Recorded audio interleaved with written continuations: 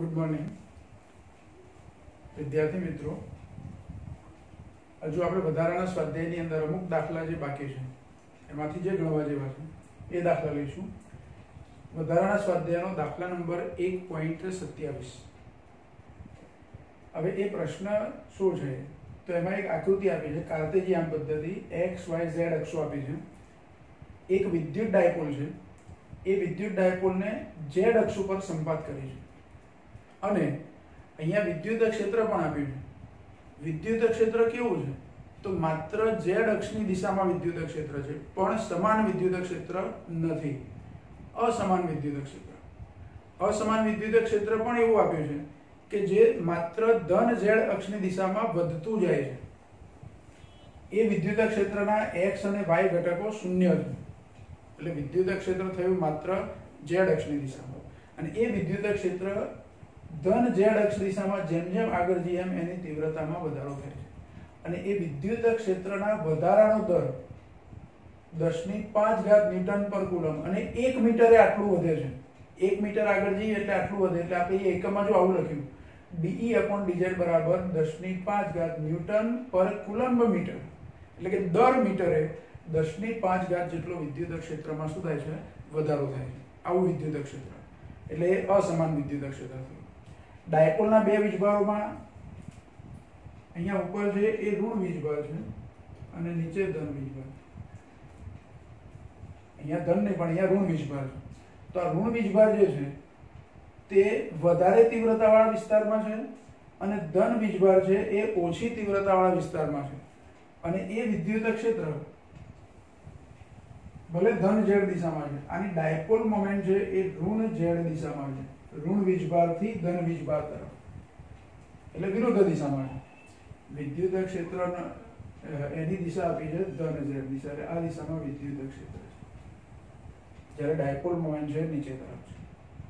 હવે પ્રશ્ન શું પૂછ્યો તો પ્રશ્ન આપણને બે પૂછા લઈએ, એક આ ડાયપોલ પર લાગતું બળ કેટલું, પરિણામી બળ, અને બીજું ડાયપોલ પર લાગતું ટોર્ક કેટલું। એટલે બે પ્રશ્નો પૂછાય છે, એમાં એક પ્રશ્ન છે બળ શોધવાનો અને બીજો પ્રશ્ન છે ટોર્ક શોધવાનો। તો પહેલા આપણે બળની ગણતરી કરીશું। ડાયપોલ પર લાગતું બળ શોધવાનું।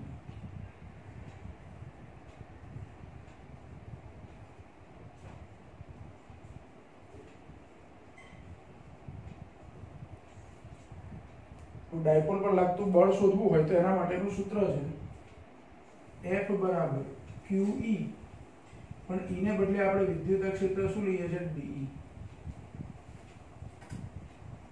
જો આ બળ છે એ પરિણામી બળ છે।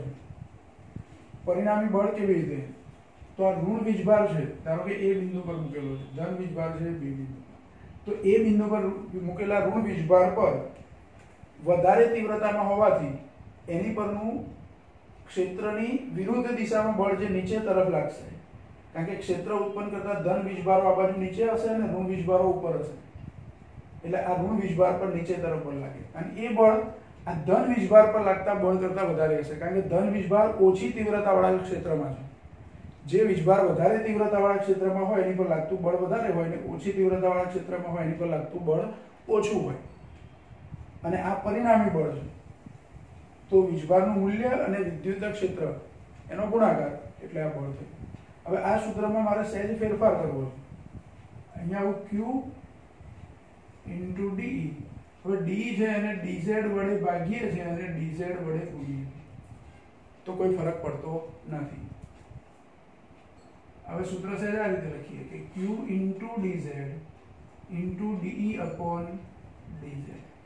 જો dz એટલે અહીંયા આપણે શું લીધું, બે વિદ્યુતભારો વચ્ચેનું અંતર અને એક વિદ્યુતભારનું મૂલ્ય, તો આ ગુણાકાર છે એને ડાયપોલ મોમેન્ટ કહી શકાય, એટલે સૂત્ર આવું થયું P * DE/dz F બરાબર। હવે જો આપણને ડાયપોલ મોમેન્ટ પણ આપી છે અને DE/dz પણ આપે છે, કિંમત મૂકી દઈએ એટલે બળ મળી જશે।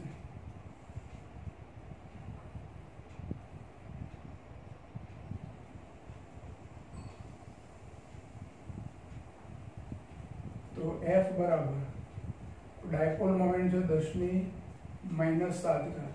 અને વિદ્યુત ક્ષેત્ર છે 10⁵ એટલે જવાબ શું આવશે, 10⁻² ન્યૂટન F. અને આ બળ કઈ દિશામાં હશે? તો આ બળ હશે ઋણ z દિશામાં.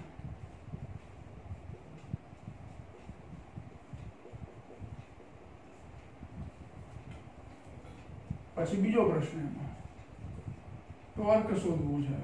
ડાયપોલ પર લાગતો ટોર્ક. તો ટોર્કનું સૂત્ર છે આપણી જોડે, ટાઉ બરાબર PE એટલે કે DE sin થીટા. ટોર્કનું સૂત્ર છે PE sin થીટા, પણ અહીંયા E ને બદલે આપણે DE લીધા છે. હવે આ થીટા કેટલા હોય? તો જો ડાયપોલ મોમેન્ટ છે એ ઋણ z દિશામાં છે અને વિદ્યુત ક્ષેત્ર ધન z દિશામાં છે. એટલે અહીંયા આકૃતિ પરથી થીટા કેટલા થાય? થીટા બરાબર 180 વિરુદ્ધ દિશાના બે સદિશો છે.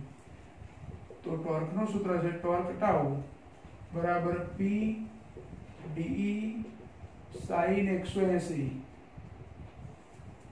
sin 180 0 થાય એટલે આ જવાબ શું થઈ ગયો? 0. ટોર્ક કેટલું મળશે આપણને? 0 મળશે. બરાબર. એટલે એક અગત્યનો દાખલો કહી શકાય.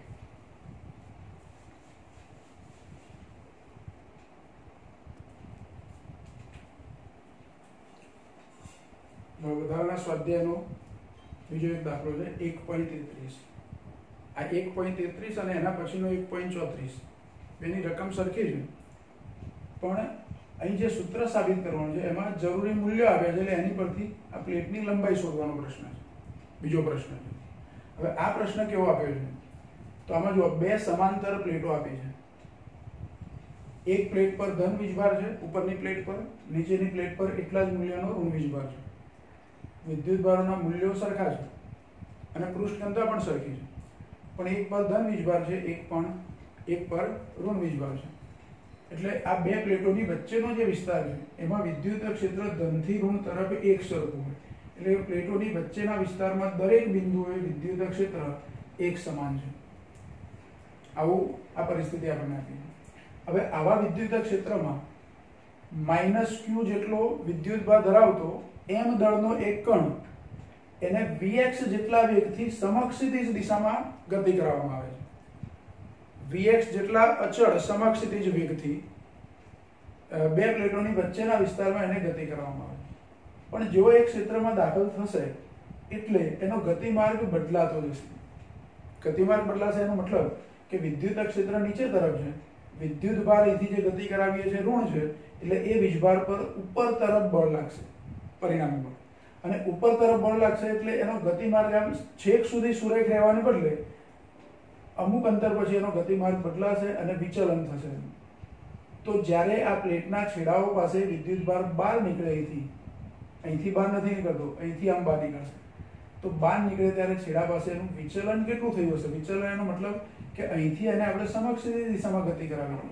જો આ વિદ્યુત ક્ષેત્ર ના હોત તો એ વીજભાર સીધો જ ગતિ કરતો કરતો આમ નીકળી જતો. એટલે એનો મૂળ ગતિમાર્ગ કહેવાય.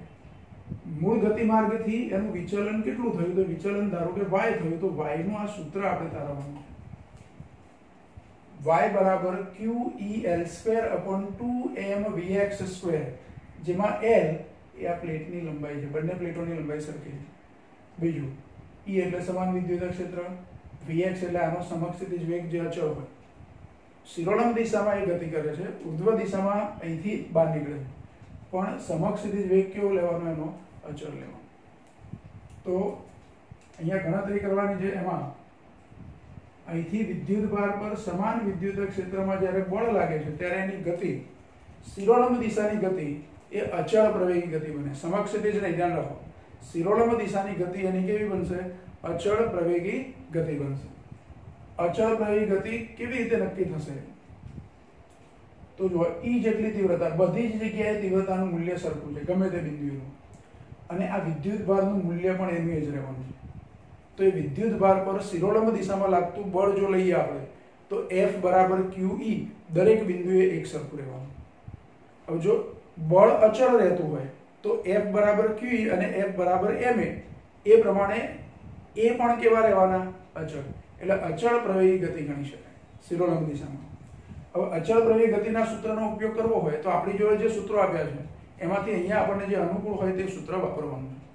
તો એ સૂત્રમાં અચળ પ્રવેગ ગતિના સૂત્રમાં d બરાબર v0t plus half at square આ સૂત્ર આપણે અહીંયા યુઝ કરીશું, કારણ કે y શોધવાના છે એટલે d બરાબર y લઈ લઈશું, એટલે y ડાબી બાજુ મળી ગઈ, જમણી બાજુમાં v0t plus half at square એટલે v0 ની જરૂર પડે, t ની જરૂર પડે અને પ્રવેગની જરૂર પડે, આટલી ત્રણ વસ્તુની આપણે જરૂર પડશે.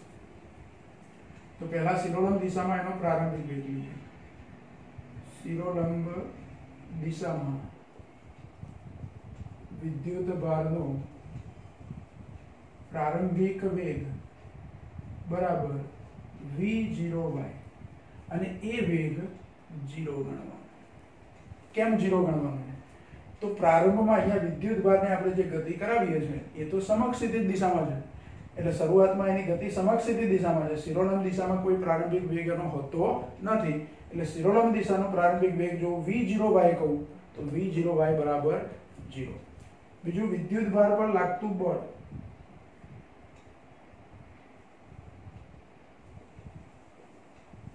તો અહીંયા બે બળ લાગવાના, એક વિદ્યુત ક્ષેત્રને કારણે લાગતું બળ અને બીજું એની જે ગતિ થાય છે અચળ પ્રવેગ ગતિ, એમાં ન્યૂટનના ગતિના બીજા નિયમ પ્રમાણેનું બળ, એટલે કે F બરાબર ma. તો બે બળો સરખાઈ શકું, એટલે કે F બરાબર વિદ્યુત ભારને લીધે લાગતું બળ એટલે કે વિદ્યુત ક્ષેત્રમાં બળ QE બરાબર ન્યૂટનના ગતિના બીજા નિયમ પ્રમાણે m. તો આ બેની સરખામણી કરવાથી મને પ્રવેગ મળે. તો a બરાબર શું લેવાય? તો QE upon m. એટલે જો પ્રારંભિક વેગ મળ્યો, પ્રવેગ મળ્યો. સમય શોધવો છે તો L લંબાઈની પ્લેટમાં વિદ્યુત ભારને એક છેડેથી બીજે છેડે પહોંચતા લાગતો સમય ધારો કે t હોય તો vx વેગથી સમક્ષિતિજ ગતિ કરી છે. પ્લેટની લંબાઈ આમ સમક્ષિતિજ લઈએ એટલે વેગ સમક્ષિતિજ લઈએ અને આ વેગ આપણે અચળ ધારવાનો છે. તો vx જેટલા અચળ વેગથી L અંતર કાપતા લાગતો સમય, vx જેટલા વેગથી L અંતર કાપતા લાગતો સમય t હોય તો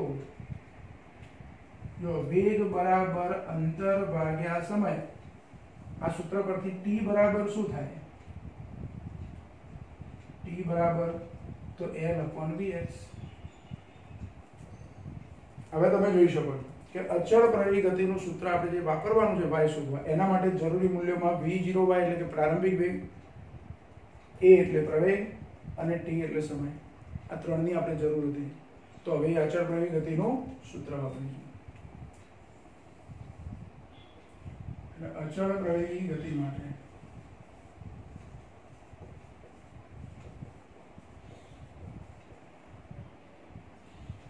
y બરાબર v0yt plus half at square. આ સૂત્ર આપણે વાપરીશું. હવે v0y0 એટલે પહેલું પદ આખું 0 એટલે y બરાબર શું મળશે આપણને? તો y બરાબર હાફ at સ્ક્વેર. એમાં a શું મૂકવાનું છે? તો QE upon m. એટલે a ની જગ્યાએ આપણે લખીશું QE upon m. પછી t ની જગ્યાએ L upon vx, પણ t નો વર્ગ છે એટલે શું થશે? L square upon vx square. એટલે ગોઠવીને લખીએ તો QEL square upon 2m vx square. જે સૂત્ર આપણે સાબિત કરવાનું હતું એ સૂત્ર મળી ગયું. બરાબર? એકદમ સહેલો પ્રશ્ન છે, પણ ખાલી આપણને એટલી ખબર પડી જોઈએ કે અચળ પ્રવેગ ગતિનું સૂત્ર વાપરવાનું. હવે આની અંદર જ જરૂરી મૂલ્યો આપણને બધા આપ્યા છે અને પ્લેટની લંબાઈ શોધવાની છે, એટલે એનો દાખલા નંબર અલગ આપ્યો છે. દાખલા નંબર વધારાના દાખલામાં દાખલા નંબર 1.34 મૂલ્યો કયા આપ્યા છે? તો vx આપ્યા છે 2 ગુણ્યા 10 ની 6 ઘાત. vx આપ્યા છે 2 ગુણ્યા 10 ની 6 ઘાત મીટર પર સેકન્ડ. પછી y આપ્યા છે શિરોલંબ દિશામાં એનું સ્થાનાંતર કેટલું થાય છે અથવા વિચલન કેટલું થાય છે તે 0.5 સેન્ટીમીટર આપી છે. એટલે સેન્ટીમીટરના મીટર બનાવીએ આપણે, અને આ પોઈન્ટ 5 છે એના 5 લખું તો 5 ગુણ્યા 10⁻³ મીટર આવું થશે. સેન્ટીમીટરના -2 અને આ દશાંશી નામ ખસેડ્યું આપણે, 5 લખ્યા પોઈન્ટ 5 ને બદલે, એટલે બીજા -1 એટલે -2 અને -1 એટલે કેટલી ઘાત થશે? -3. પછી વિદ્યુત ક્ષેત્ર આપ્યું છે E, સમાન વિદ્યુત ક્ષેત્ર 9.1 ગુણ્યા 10⁻², ન્યૂટન પર કુલમ. આ સમાન વિદ્યુત ક્ષેત્ર આપ્યું છે. Q તરીકે અહીંયા ઋણ વીજભાર જે લીધો છે એ ઇલેક્ટ્રોન લીધો છે, એટલે વીજભાર અને દળ ઇલેક્ટ્રોનના લેવાના, એટલે ઇલેક્ટ્રોનનો વીજભાર લઈએ તો E બરાબર Q બરાબર E લેવાના છે, એટલે E બરાબર 1.6 10⁻19 અને M બરાબર 9.1 ગુણ્યા 10⁻31 કિલોગ્રામ. શોધવાનું શું કીધું છે? પ્લેટની લંબાઈ. પ્લેટની આ છેડેથી આ છેડે સુધીની લંબાઈ કેટલી હશે? તો પહેલા તો આ સૂત્રમાંથી આપણે L ને શું કરવાના છે? કરતા બનાવવાના. પહેલા y નું સૂત્ર લખી દઈએ આપણે. y બરાબર QEL² / 2m px². તો L² નું સૂત્ર શું થશે? તો L² બરાબર શું થશે? તો 2m vx² * y upon QE. આવું સૂત્ર થશે. હવે આમાં બધી કિંમતો મૂકી અને સાદું રૂપ L² બરાબર 2 m નું મૂલ્ય 9.1 ગુણ્યા 10⁻31 ગુણ્યા vx, અને vx નો વર્ગ કરવાનો છે. vx આપણને આપ્યા છે 2 ગુણ્યા 10⁶, એનો વર્ગ કરું તો 4 ગુણ્યા 10⁻12. પછી y વિચલન આપ્યું છે, વિચલન આપણે લખીએ 5 ગુણ્યા 10⁻³ ભાગ્યા QE. Q એટલે ઇલેક્ટ્રોન આપે છે, એટલે ઇલેક્ટ્રોનનો વીજભાર 1.6 ગુણ્યા 10⁻19, અને E વિદ્યુત ક્ષેત્ર 9.1 ગુણ્યા 10⁻². વિદ્યુત ક્ષેત્ર 9.1 ગુણ્યા 10⁻².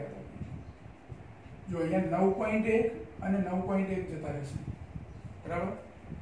પછી અહીંયા 1.6 છે, ઉપર તમે લેશો તો 4 દુ 8, એટલે 8 ભાગ્યા 1.6.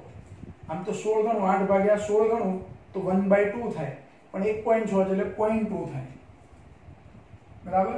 એટલે એ સિવાય ઉપર શું વધે છે? હવે 5, તો 5 ભાગ્યા 2. હવે 10 ની ઘાતો વધશે, તો ઘાતો વધશે, એની અંદર આ 19 છે માઈનસ, એને ઉપર લઈ જાઓ તો પ્લસ થાય. 12 અને 19 નો સરવાળો કરું તો 31 થાય પ્લસ, અને આ 31 માઈનસ, એટલે એ ઘાત જતી રહી. બધી કઈ બે ઘાત? તો આ 1 અને 1.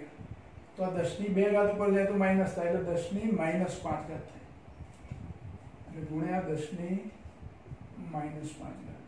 5 ભાગ્યા 2 એટલે 2.5 ગુણ્યા 10 ની -5 ઘાત.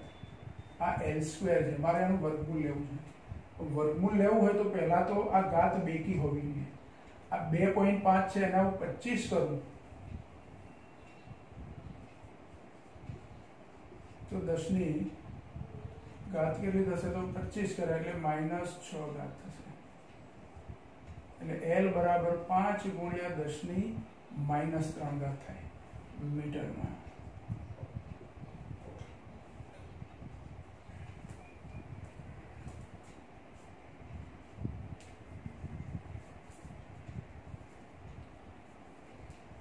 એક મિનિટ, આપણે અહીંયા ઘાતમાં જોવી પડશે.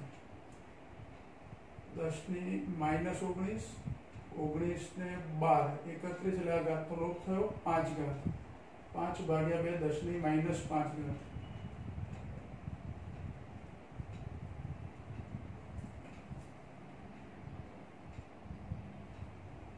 હા, અહીંયા ઘાત જે લખી છે 5, 10 ની -3 y ની ઘાત બરાબર છે 1.6, 9.1, 10 ની 2 ઘાત, 5 ઘાત. 25 કરું તો -6.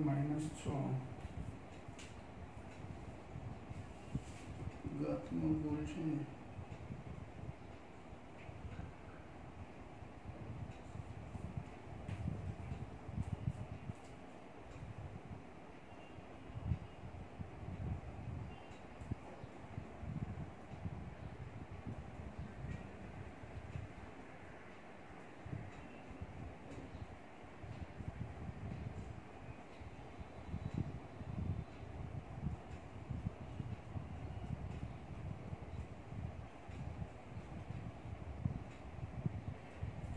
बराबर आटला मीटर 5 गुणिया 10 ની -3 ઘાત એટલે 5 mm પણ જવાબ જોવો પડશે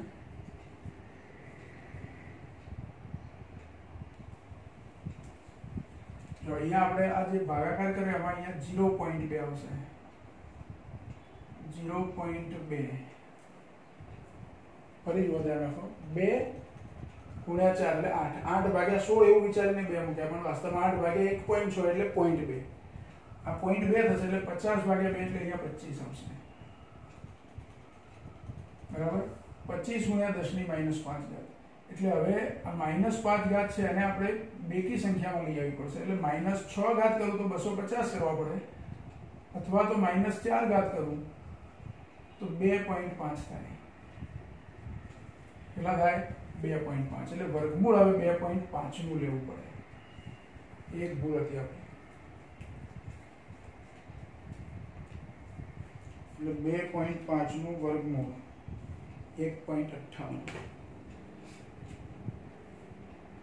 એટલે અહીંયા આવશે 1.58 ગુણ્યા 10 ની -2 ઘાત આ -4 છે એટલે અહીંયા -2 એટલે કે 1.58 સેન્ટીમીટર જો એક નાની ભૂલ કરી તો ગણતરીમાં આપણે લોચા પડે એટલે અહીંયા ભાગાકાર જે કરવાનો હતો એમાં 0.2 મૂકવાના હતા એને બદલે આપણે શું મૂકી દીધા 2 મૂક્યા એટલે સહેજ ફેરફાર થયો જવાબમાં તો આ પ્લેટની લંબાઈ અહીંયા આપણને કેટલી મળશે પ્લેટની લંબાઈ 1.58 એટલે આશરે 1.6 સેન્ટીમીટર જેટલી પ્લેટની લંબાઈ થશે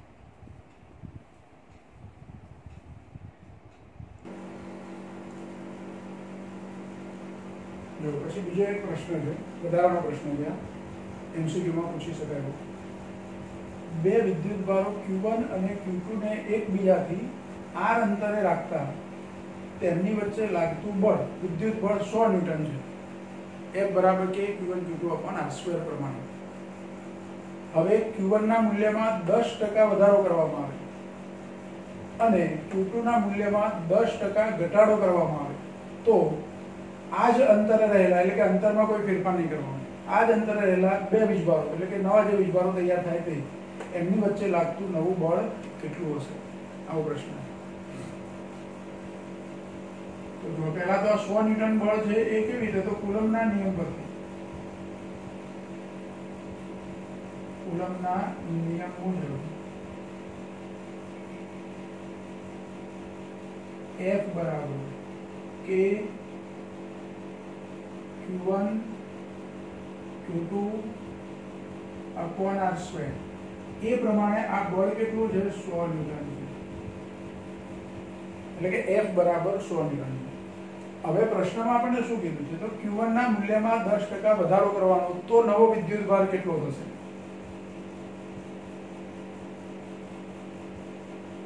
Q1 ના મૂલ્યમાં 10% નો વધારો કરતા નવો વિદ્યુતભાર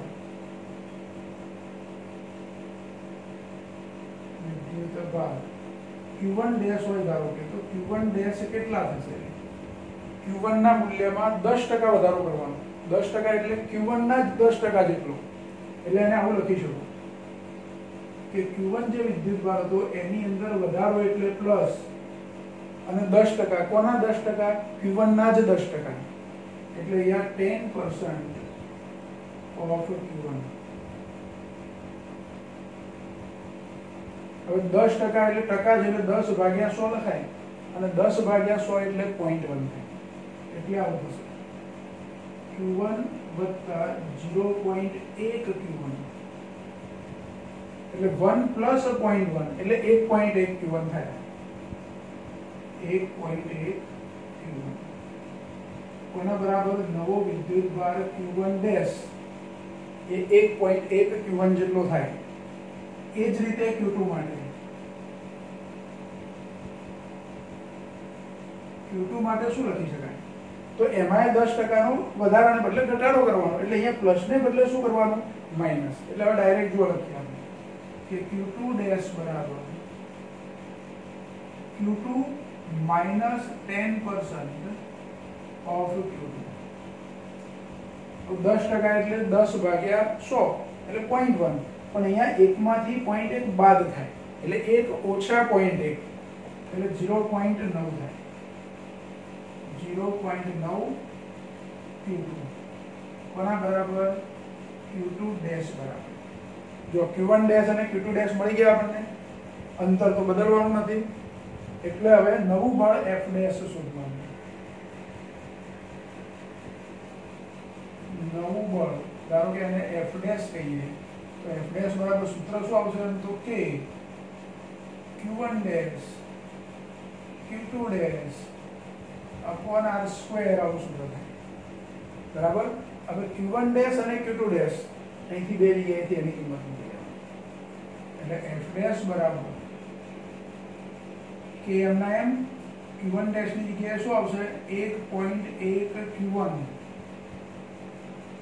ઇન્ટુ Q2 ડેશ ની જગ્યાએ 0.9 Q2 अपॉन r स्क्वायर હવે જો આ સૂત્રમાં k Q1 Q2 upon r square તો ખરું અને 1.1 અને 0.9 નો ગુણાકાર એટલે અહીંયા 1.1 ગુણ્યા 0.9 એ ગુણાકાર એ સિવાય શું વધ્યું આપણે જોઈએ k Q1 Q2 upon r square 11 ગુણ્યા 9 એટલે 11 9 99 અને 2 પોઈન્ટ કપાય એટલે 0.99 થાય ગુણ્યા k Q1 Q2 upon r square હતો 100 ન્યૂટન આપણે પ્રશ્નમાં આપેલા જ એટલે અહીંયા 100 એટલે 99 ન્યૂટન આવો જવાબ આવશે નવું બળ F ડેશ કેટલું થાય 99 ન્યૂટન એટલે જો કોઈ વિદ્યુતભારોના મૂલ્યમાં ટકામાં ફેરફાર કરવામાં આવે કે અમુક વિદ્યુતભારના મૂલ્યમાં આટલા ટકા વધારો કે આટલા ટકા ઘટાડો તો એની ગણતરીની રીત આ એ ટકા પછી જે આપ્યા હોય ધારો કે તમને આ 100 ન્યૂટન આપ્યું છે 10% ને બદલે 20% એવું આપ્યું છે કે પહેલા વિદ્યુતભારના મૂલ્યમાં 20% નો વધારો કરવાનો અને બીજાના મૂલ્યમાં 20% નો ઘટાડો કરવાનો તો અહીંયા 10 ને બદલે કેટલા આવે 20% 20% એટલે 20 ભાગ્યા 100 એટલે 0.2 એટલે 1.1 ને બદલે શું આવે 1.2 બીજું અહીંયા 1 ઓછા 0.2 એટલે 0.8 એટલે અહીં ફેરફાર થાય આ બે જગ્યાએ 1.2 ગુણ્યા 0.8 એટલે અહીંયા 12 અને 8 એટલે 12 8 96 એટલે 0.96 આવે તો 96 ન્યૂટન થઈ જાય કેટલા થાય 96 અહીંયા ખાલી વિદ્યુતભારના મૂલ્યોમાં જ ફેરફાર કરવાનો કીધો છે અંતરમાં ફેરફાર કરવાનો નથી ધારો કે અંતરમાં પણ ટકામાં ફેરફાર કીધો હોય કે બે વિદ્યુતભારો વચ્ચેનું અંતર છે એમાં 10% નો ઘટાડો કરવાનો તો 10% નો ઘટાડો તો જેવી રીતે વિદ્યુતભારમાં ફેરફાર કરે એવી રીતે અંતરમાં ફેરફાર કરવાનો ઘટાડો હોય તો નવું અંતર r ડેશ બરાબર r ઓછા જેટલા ટકા કીધા હોય એટલા ટકા અહીંયા લખી દેવાના અને પછી એ પ્રમાણે r ની કિંમતમાં અહીંયા પણ ફેરફાર કરવાનો એટલે એક નવી સંખ્યા બીજી આવશે ગુણાકારમાં અને r નો વર્ગ છે એટલે એનો વર્ગ થાય પછી સાદું રૂપ આપતા જે આવે તેનો વધુ પણ શરૂઆતમાં આ બળ તમને આપેલું હોય આ 100 ન્યૂટન જ આપ્યું હોય એવું જરૂરી નથી ગમે તે મૂલ્યનું બળ આપ્યું પણ ગણતરીની રીત આવી છે જો માત્ર વિદ્યુતભારોમાં જ ફેરફારો કરવાનો હોય તો આ બરાબર છે વિદ્યુતભારોની સાથે સાથે અંતરમાં પણ ફેરફાર કરવાનો હોય તો આ બે વિદ્યુતભારમાં જે રીતે ટકામાં ફેરફાર કર્યો એવી રીતે અંતરમાં પણ ટકા પ્રમાણે જે ફેરફાર થાય એ લઈ અને કિંમત મૂકવાની એટલે આવો પ્રશ્ન કોઈ વખતે ટકામાં ફેરફાર માટેનો પૂછી શકાય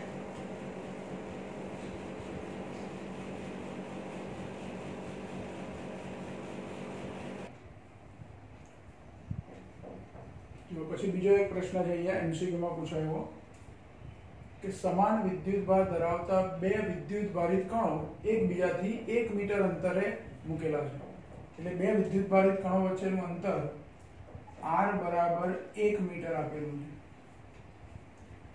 તેમનો દરેકનો પ્રવેગ 1 મીટર પર સેકન્ડ સ્ક્વેર છે એટલે એમનો પ્રવેગ આપ્યો છે જે સમાન પ્રવેગ છે 1 મીટર પર સેકન્ડ સ્ક્વેર.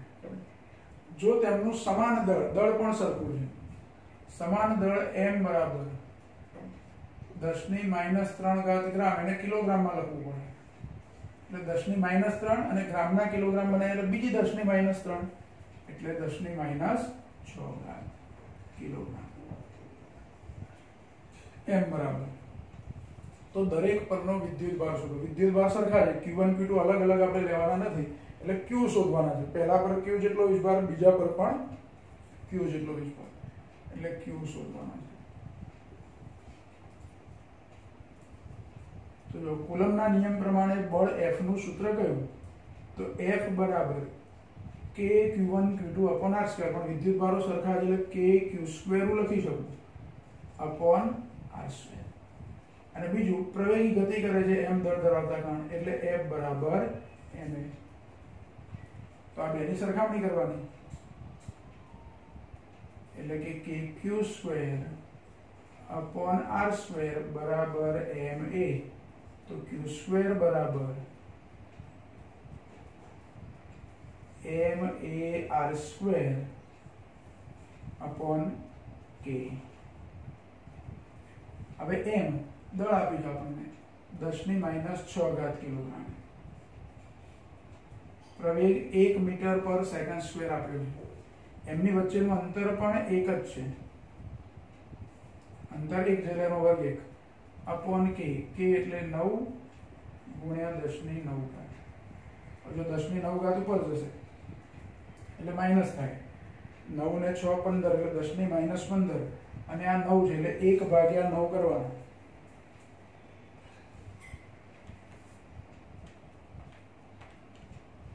એટલે 0.11. એટલે અહીંયા હું 0.11 લઉં તો 10⁻⁻15. પણ આ તો આપણને q² મળે છે. q લેવા હોય તો આ ઘાતાંક પાછી બેકી હોવી જોઈએ એટલે અહીં 1.1 કરું તો -16 થાય એટલે q² બરાબર 1.1 ગુણ્યા 10⁻⁻16. હવે 1.1 નું વર્ગમૂળ લેવાનું